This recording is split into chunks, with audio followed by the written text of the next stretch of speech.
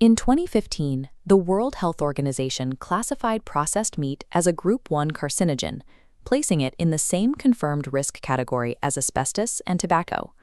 The prevailing explanation relies on chemistry. This model suggests that curing meats with nitrates, or grilling them at high temperatures, creates mutagenic compounds like heterocyclic amines that damage our DNA. But the data reveals an inconsistency. This chart shows high levels of these mutagenic chemicals forming in both beef and poultry when cooked. Yet, despite the similar chemical profile, poultry consumption does not correlate with the same colorectal cancer risk. There is also a discrepancy in where these cancers appear. Ingested chemical mutagens typically impact the tissues they contact directly along the digestive tract. However, red meat consumption is linked to tumors in distant sites, such as the breast and prostate. These anomalies suggest a biological factor is at play. The Xenogeneic Viral Vector Theory posits the true rest isn't just cooking chemistry, but latent zoonotic viruses embedded within the livestock tissue. For decades, food safety research has focused on chemical byproducts. We may have been overlooking the impact of living biological invaders. The origin of these agents lies in our industrial farming system. Concentrated animal feeding operations house thousands of animals in close proximity, creating environments where pathogens can easily spread and amplify. Within these herds, specific biological agents like Bovine Leukemia Virus and bovine meat and milk factors, or BMMFs, circulate and evolve. It is often assumed that the heat of cooking, or the chemicals used in curing, are enough to neutralize any pathogens present in the meat. However, viruses and bacteria respond differently to heat. As this graphic illustrates, bacteria rely on complex metabolic machinery that is easily disrupted. In contrast, certain viruses are simple, rigid nanostructures with capsids designed for environmental stability. The structure of meat itself provides further protection. Because fat has low thermal conductivity, lipid droplets in the tissue act as insulators, physically shielding viruses from the surrounding heat during cooking. The internal temperature of a medium-rare steak typically reaches about 60 degrees Celsius. This is insufficient to denature the circular DNA of a BMMF or the robust protein shell of a polyomavirus. Curing and desiccation, the processes used for salami and jerky, are also ineffective.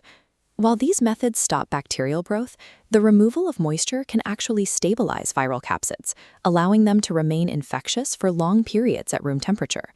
Our modern culinary techniques do not necessarily sterilize these specific mammalian viruses. In some cases, they may inadvertently preserve them. Usually, the species barrier prevents animal pathogens from infecting humans. Viruses typically require a specific match between their surface proteins and the receptors on a host's cells to gain entry. This barrier is circumvented by a sugar molecule called nu-5GC. While cows and pigs produce it naturally, humans lost the ability to synthesize this specific sugar over 2 million years ago. When we eat red meat, our bodies scavenge this foreign sugar and incorporate it into our own tissues. Our cell membranes begin to display an animal antigen they didn't produce themselves. This diagram shows the result of that incorporation. Many zoonotic viruses have evolved to use nu-5GC as their primary docking site. By consuming meat, we are essentially providing the specific receptor these viruses need to attach to ourselves. This metabolic incorporation allows the virus to bind to human cells that would otherwise be unrecognizable to it. We are physically constructing the bridge the pathogen requires for infection. Once these cells are altered, the immune system recognizes the foreign sugar as an invader. This leads to a state of chronic inflammation known as xenocyalitis, creating a microenvironment that supports the development and spread of malignant cells. This virological pathway provides a consistent explanation for the poultry paradox.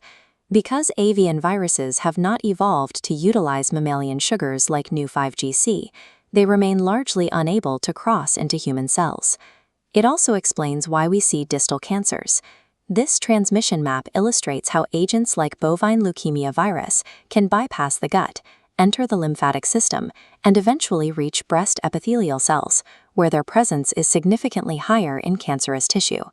Current food safety regulations are designed to prevent acute bacterial infections. They do not currently screen for these latent viral agents, which can take decades to contribute to the development of a tumor. The evidence suggests that standard culinary preparation, which focuses on surface bacteria and texture, fails to address the underlying viral risk inherent in the livestock tissue itself. We are ingesting the viral history of the animals we eat. Addressing the global burden of cancer may require a shift toward plant-based diets, where the biological barrier between species is absolute.